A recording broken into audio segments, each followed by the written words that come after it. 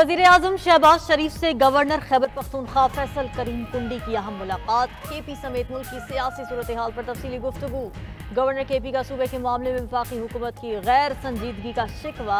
Governor ने मौजूदा सूरत हाल पर काबू पाने के लिए मुख्तलिफ ऑप्शन भी दिए। गवर्नर की वजीर आजम को अगले हफ्ते केपी के दौरे की भी दावत। उधर सदर मुमलिकत आसिफ अली जरदारी ने गवर्नर केपी को इस्लामाबाद में रहने की हिदायत कर दी।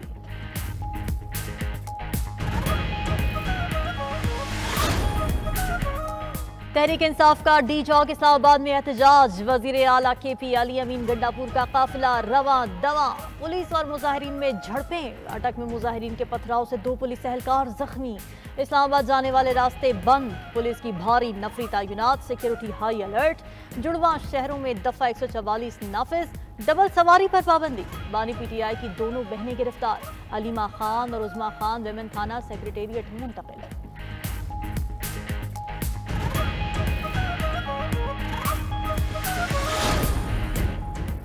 इस्लामाबाद में फौज तैनात करने की मंजूरी। रात 12 बजे इस्लामाबाद के तमाम इलाकों में फौज तैनात कर दी जाएगी। SCO समिट के लिए फौज तैनाती का नोटिफिकेशन जारी। इस्लामाबाद में फौज 5 से 17 अक्टूबर तक तैनात रहेगी। सिक्योरिटी जराये के मुताबिक खैबर पख्तूनख्वा से फौजी दस्ते इस्लामाबाद के लिए रवाना। इंतशारियों और मुसल्ला जत्थे का दोनों अतराफ से घेरा तंग। SCO की सिक्योरिटी अहम।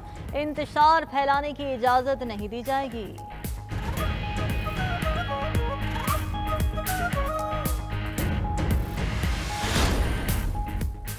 वजीर दाखिला मोहसिन नकवी की ज़ेर सदारत इस्लामाबाद इंतजामिया और पुलिस का इजलास। एहतजाज के पेश नज़र पैदा होने वाली सूरत हाल का जायजा। IG इस्लामाबाद की वजीर दाखिला को ब्रीफिंग। मोहसिन नकवी की शरपसंद अनासर से सख्ती से निमटने की हिदायत। कहा किसी को दारुल हुकूमत में अमन खराब करने की इजाज़त नहीं देंगे। वफाकी वजीर दाखिला ने शहर इख्तिदार का फ़ज़ाई दौरा भी किया। सिक्योरिटी इंतजामात और मजमूई सूरत हाल का जायजा।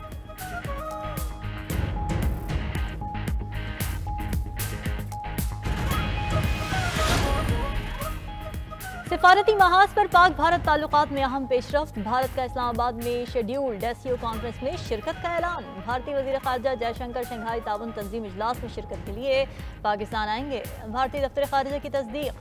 शंघाई ताउन तंजीम का इजलास 15 और 16 अक्टूबर को इस्लामाबाद में होगा।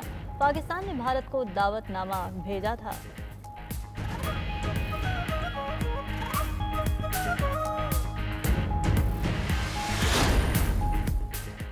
और गाजा में हजारों मुसलमानों को शहीद कर दिया गया। अफसोस मुस्लिम ममालिक गाजा में इजरायली मुजालिम पर चुप बैठे हैं। अमीर जमात इस्लामी हाफिज नईमुर्रहमान का फैसलाबाद में रैली से खिताब। कहा इजरायल को कोई लगाम देने वाला नहीं। अक़वाम मुत्तहिदा के लिए शर्म का मकाम है। दहशतगर्द इजरायल और अमरीका को ना रोका गया तो जंग एशिया तक पहुँच जाएगी। 7 अक्टूबर को अहले गाजा से यकजहती का दिन मनाएंगे।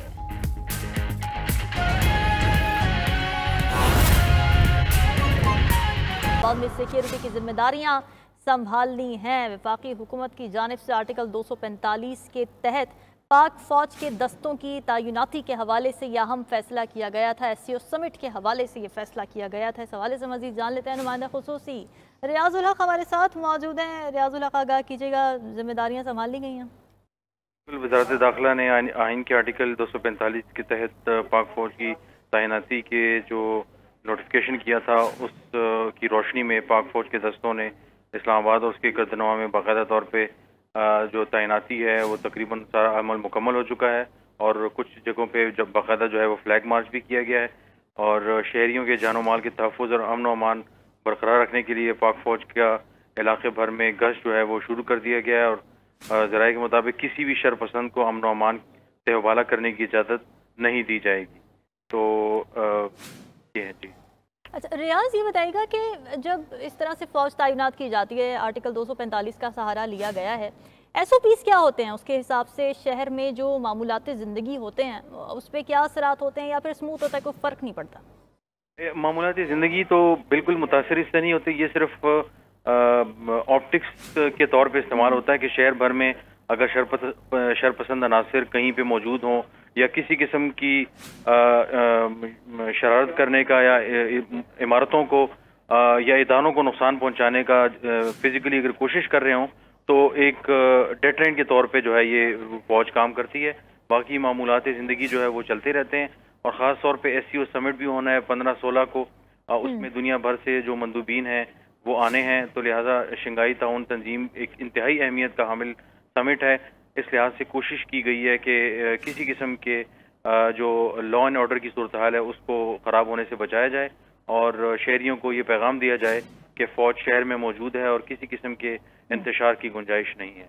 अच्छा रियाज, नाजरीन की इन्फॉर्मेशन के लिए ख़ास तौर से जो इस्लामाबाद के रिहायशी हैं उनकी इन्फॉर्मेशन के लिए बता दीजिए कि कितने दिनों के लिए फ़ौज तैनात की गई है शहर में? ये 5 से 17 तारीख तक के लिए जो है तैनात की गई है, यानी ये तकरीबन 12 दिन होंगे। क्योंकि 16 और 17 तारीख को जो SCO समिट है शंघाई ताउन तंजीम का, वो 17 को ख़त्म हो जाएंगे, मेहमान चले जाएंगे।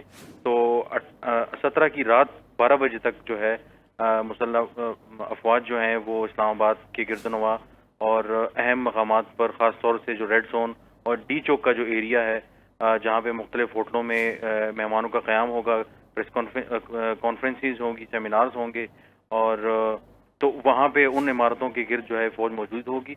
और 17 तारीख की रात 12 बजे के बाद जो है फ़ौज का नोटिफिकेशन जो है वो एक किस्म का कलदम हो जाएगा। ठीक है। और रियाज साथ ही ये भी बता दीजिए कि अभी आपने कहा कि डी चौक और रेड जोन के इलाकों में ख़ास तौर से तैनात रहेगी फ़ौज। जो दाखिली और ख़ारजी रास्ते हैं इस्लामाबाद के, या और कौन से अहम मकामात हैं जो कि हाई अलर्ट हैं इस मौके पर और जहाँ पर फ़ौज तैनात की गई है? इस वक्त तैनाती का अमल जो है वो अहम जो मकामात हैं रेड जोन के जो दाखिली मारगला रोड का जो इलाका है ख़ास तौर से वहाँ से दाखिल हो चुके हैं रेड जोन में और वहाँ पे। ठीक है रियाजुल हक, आप साथ ही मौजूद रहेगा। इस वक्त हमें ज्वाइन किया ब्रिगेडियर रिटायर्ड हारिस नवाज साहब ने। सर बहुत शुक्रिया 92 न्यूज़ को वक्त देने का। हुकूमत की जानिब से ज़ाहिर है एक फुल प्रूफ सिक्योरिटी देने की कोशिश की जा रही है। एक बहुत अहम समिट है SCO का।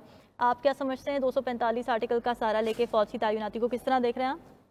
देखिए ये हुकूमत बिल्कुल 245 आर्टिकल के तहत फौज को अपनी मदद के लिए बुला सकती है और इस वक्त जो हालात हुए हैं और ख़ास तौर पे SCO को मीटिंग है जो 15-16 कॉन्फ्रेंस हो रही है और मुझे समझ नहीं आती है कि ये PTA को क्या सोच के ऐसे मौके पर ये चीज़ें कर रहे हैं जिससे मुल्क में इंतशार हो रहा है, इस्लामाबाद की सिक्योरिटी को फ़र्क पड़ रहा है और एक बड़ा रॉन्ग नेगेटिव मैसेज दुनिया में जा रहा है। जबकि 12 ममालिक के सरबराह मुमलिकत यहाँ पर आ रहे हैं और एक बहुत ही रीजनल और ख़ास तौर पे इस एरिए के लिए इम्पोर्टेंट है, जिसमें ख़ास तौर पे इसमें बात की जाती है इकॉनमी की, पोलिटिकल स्टेबिलिटी की, सिक्योरिटी की और उसके बाद कनेक्टिविटी की, लाइफ वाइज। और इसके लिए सबसे जो ज़रूरी जोन है इस चीज़ के वो ये हैं कि इसमें सिक्योरिटी इन्वायरमेंट बेहतर होनी चाहिए। यही चीज़ें डिस्कस होंगी। दीज आर द मैटर पे आते हैं। उसके बाद यहाँ पर एक्सट्रीमिज्म नहीं होना चाहिए और उसके बाद सेपरेटिस्ट मूवमेंट जो होती हैं वो नहीं होती हैं। तो आई थिंक ये बहुत ही अच्छा एग्जाम है। बट रिमेंबर फौज सिर्फ इंस्टॉलेशन की हिफाजत के लिए, SCO के लिए और वो 17 को वापस भी चली जाएगी। आई एम श्योर कि अवाम रियलाइज के ये अवाम की मदद के लिए आए हैं, अवाम को प्रोटेक्शन देने के लिए आए हैं और दुनिया को मैसेज देने के आए हैं कि इस्लामाबाद इज टोटल सेफ और यहाँ जो भी लोग आएंगे, जितने डिग्नेटरीज आएंगे, उन सब की हिफाजत हुकूमत पाकिस्तान की जिम्मेदारी है। बिल्कुल ठीक है। बहुत शुक्रिया ब्रिगेडियर रिटायर्ड हारिस नवाज हमारे साथ मौजूद थे। रियाजुल हक हमारे नुमाइंदा खुसूसी